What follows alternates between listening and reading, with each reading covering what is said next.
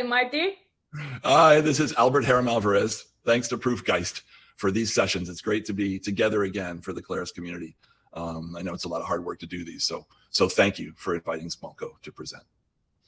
We're really glad to be providing you this sneak peek of the SmallCo work rules. And by we, I mean all 19 of us. We have Ado, Albert, Anya, Anna, Karina, Dave, Fab, Gianna, Hazel, Iria, Jakob, Jasmine, Mia, Milan, Newman, myself, Susan, and Tomas.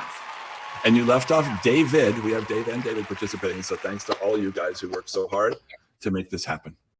So who's talking to you right now? Well, over there in Virginia, it's Rosalind Martir, my sister from another mister, photographer, marketer, geek, and mom, and different facets of this lady. There's times when you might mistake her for just a normal person, someone who is, what do they say, neurotypical, but she's really not, because she's totally a designer, and that's a hat she plays very often at SmallCo.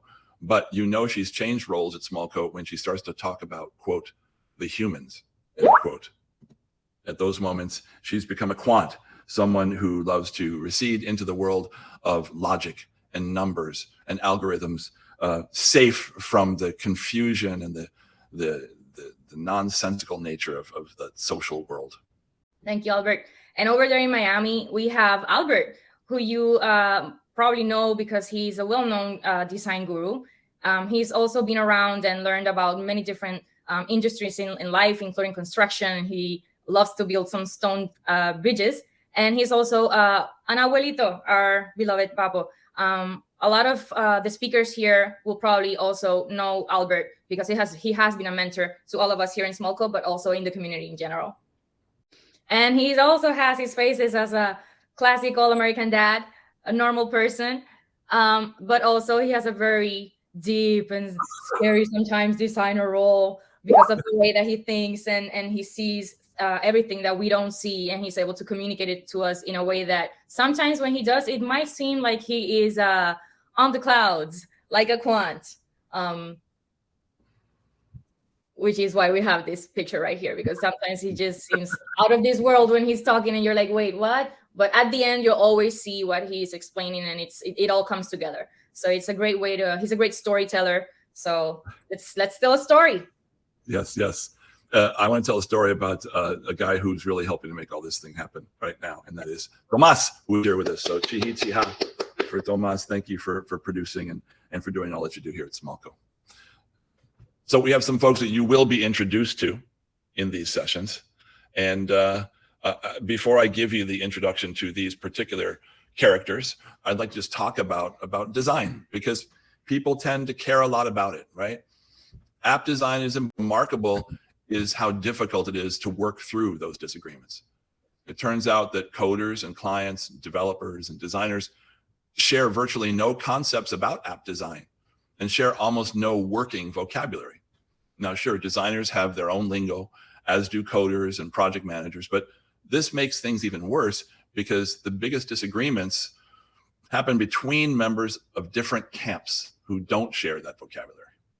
Yes, and SmallCo's work rules solve this problem by distilling from the history of design a coherent set of rules, patterns really, that pertain to work done by individuals and by teams, to brand new work and to deep revisions, to engineering-led projects, design-led projects, and finally, to work done by teams of craftspeople. This is a big deal for me because, of course, over 25 years, I've taught the Design Master class. And in a class, you'll have all these variations. You'll have a little baby app that's just starting its life. You'll have one that's kind of middle-aged and an oldie goldie, one that's getting long in the tooth. And sitting there as students, you'll have folks who have a coding focus, who are very quanty, folks who have a design focus. And we finally now, with these rules, have a way to speak to all of these groups and to all of these stages in the life cycle of an app. So SmallCo's work rules do debut this October in Rome. And as I mentioned, the Design Masterclass returns already, also in New York and Miami and in the Caribbean. If you're interested in getting a deeper dive into any of this stuff, please stay tuned. Have your phones, they're ready to grab the QR code. We'd love to hear from you. And if you are selected, there's a chance that you would win a full scholarship, a free ride to one of the first master classes. And that's going to be fun. All right. So let's talk about the people that we're seeing here on the screen. So you might know these four. We have Rosie, the DBA, Alberto, the designer, Norma, the PM, and Jasho, the lead coder. They're all kind of in the same boat. And guess what? That boat is sinking. But hey, no worries. SmallCo has a life jacket to throw to them. That's right. So as you listen to these stories, see if you hear any of your own life in here. Okay. We'd love to know if anything here particularly resonates with you. So asking you to see if any of these people remind you of people you work with, or maybe of yourself. So let's talk about the story here. So we have Rosie, Alberto, and Yasho work on building apps. They each have advanced knowledge of their domain of expertise, but they work on teams that are made up mostly of people who know nothing of their technical expertise or their domain, let alone their lingo. Certainty or dissent in the group, dissent about where a project should go or where it is right now. They have little common ground to help them work out those disagreements. As you can imagine, this can be really frustrating. Sometimes the bottleneck that results is frustrating enough to make folks want to quit. Very often it's frustrating enough to make you lose your mojo. So even though you're officially still working on a project, you've checked out long ago. And listen, I just want to say that for those of you who are lone rangers, if you're out there developing on your own, you truly are not, because you do have a client at the very least. And very often at your client, there are a number of people with different perspectives as well. So this does apply to you also. Exactly. So listen and see if any of these sound familiar, and keep listening to hear the way out of each bottleneck. The solutions work, and we're glad to share them with you. And of course, the solutions we're talking about are the 35 work rules that we'll take a look at. So when we're done with this session, you will have seen the work rules. Here's a screenshot, but we'll jump in and actually jump around inside the work rules in a bit. And here's what you will have done.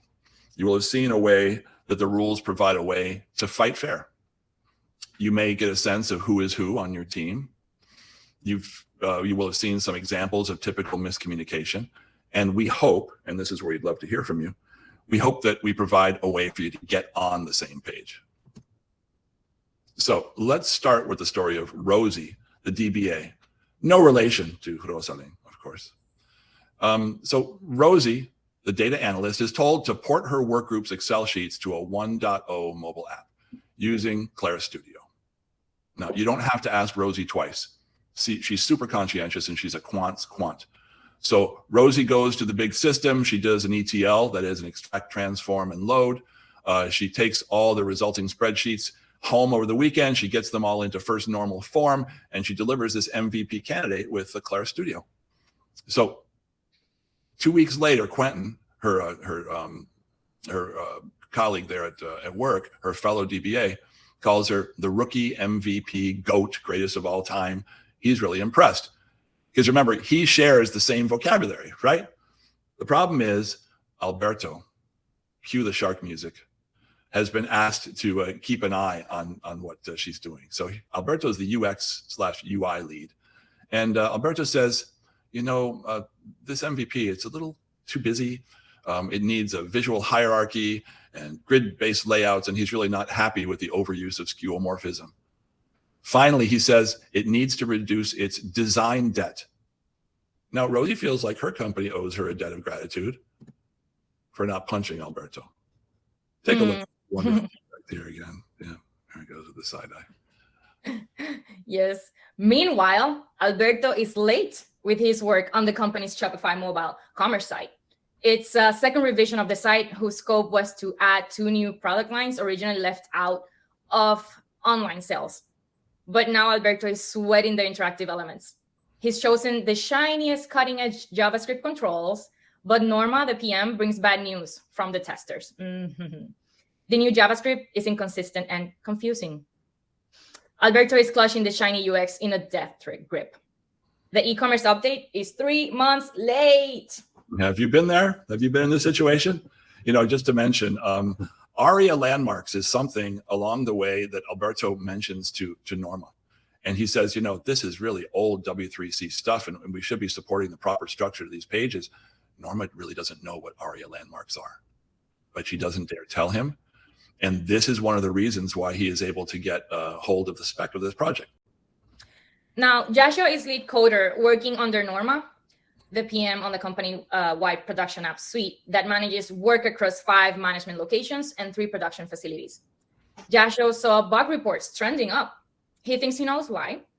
Bugs keep coming up back in the same functions. Jasho then asks Norma to do 2 things. Now, number 1, put lead coder on bug fixes half time, pulling them out of a big VREV.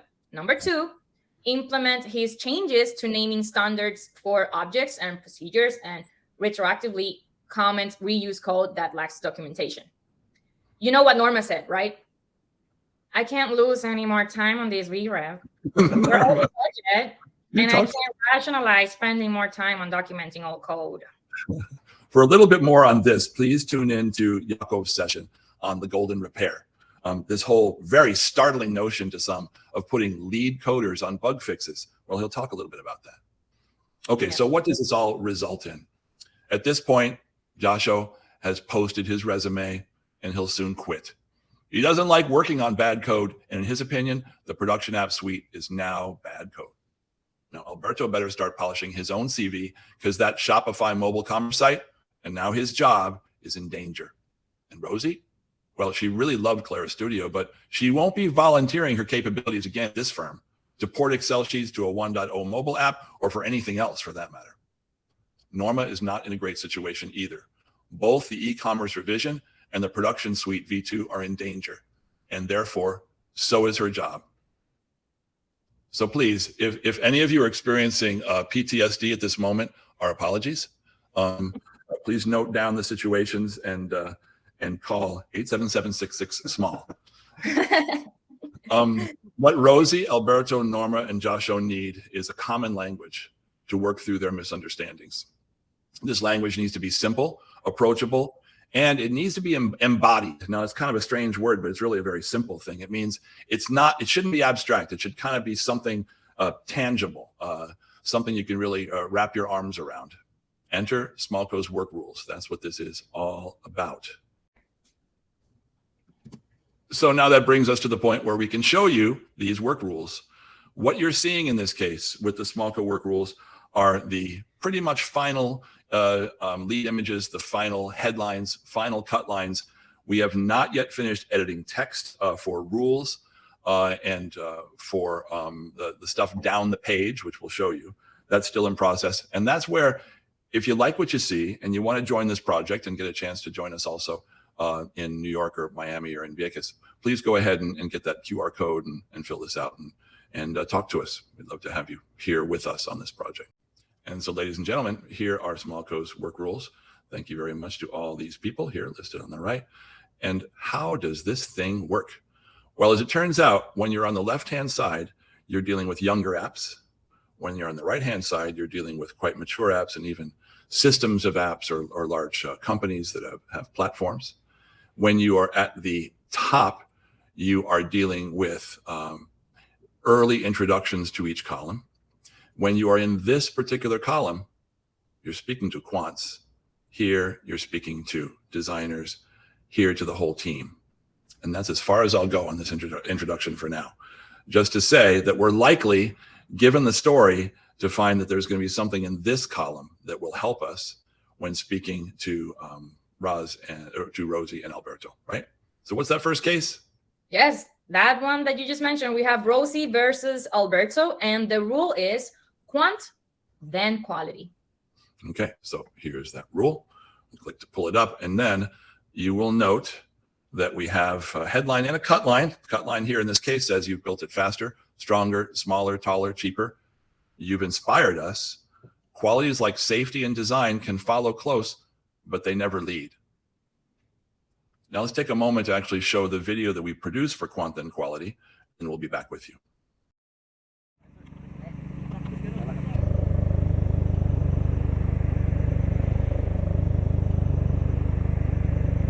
Work rule, quant then quality. You built it faster, stronger, smaller, taller, cheaper. For now, that's good enough. Design will follow. I see you, quant.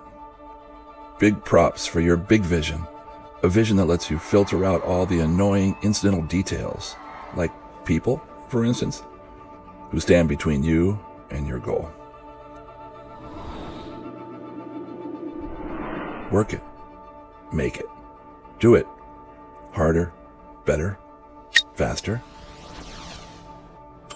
stronger, or smaller, or bigger, or cheaper, or longer, or more precise.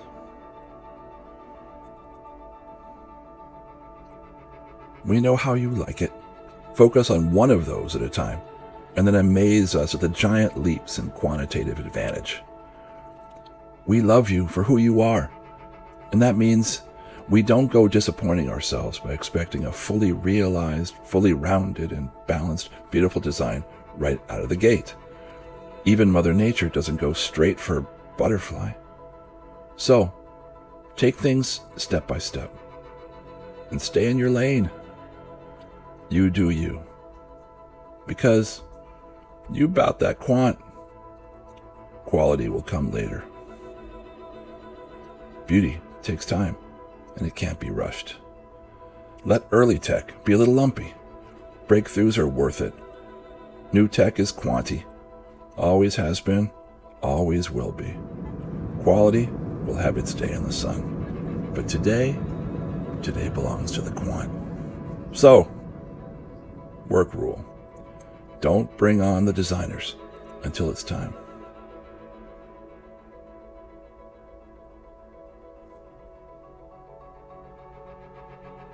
So just to be clear, we speak of these as rules, but Roz is always quick to say that they are patterns, meaning this is not something that we order you to do or that you should do. It's something that simply does happen, happens over and over again throughout many different forms of technology, through printing and steamboats, to computers, to the design of airplanes, and even, as you saw, the design of cell phones, right? So you will do this. It's not a matter of whether you're choosing to do it or not. It simply happens. And so Alberto can piss in the wind, but he can't stop the kinds of things that Rosie is likely to do. So in the case of Alberto versus Rosie, as you can see from the quant and quality rule, Rosie wins. It took 41 years to get to the from the ENIAC to the Mac. The year before the Macintosh came, the Motorola brick phone, the iPhone, was released 24 years later. Alberto has to understand that the brick phone was wildly popular because of the immense quantitative advantage it offered. The phone was heavy, yeah, but that fault was forgiven because of the massive advantage. The same with the room-filling ENIAC at UPenn.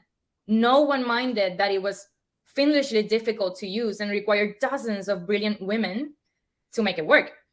The quantitative advantage was too massive to pass up. That's the case with early tech, and it always will be. So the rule there is don't bring on the designers until it's time, right? Got to keep Alberto at bay, right? At least in the early stages, it really is not so important to focus on design. And it's a case where the great can definitely be the enemy of the good. Yeah, that is correct. And other rules that will help in the case of Rosie and Alberto are also warehouse to workbench, for example. Yeah, let me point out that one, because this is I can hear Alberto complaining about this one, because he took one quick look at Rosie's app and he said, look, the problem is across the top, you just have these buttons that reiterate your data schema. You just got these table names up there, and I click on them, and then I just have a whole bunch of data. It's so data centric. It's so, who the hell is Alberto talking to? Is he talking to a DBA? What does he expect when he squeezes a lemon, except to get lemon juice, right? This is one of those problems. You can see where this is located. Take a look. The warehouse to workbench pattern. It happens over and over again. It is in the designer column. And what it says is that, look, at first, you're going to sort the things that you're seeing in the app by type. There's going to be this data-centric sorting. And then, given time, and given the presence of some good UX/UI people, designers will give the sense of sorting by task. But that often doesn't happen till later. So expect it. It's going to happen. What do we got next, Roz?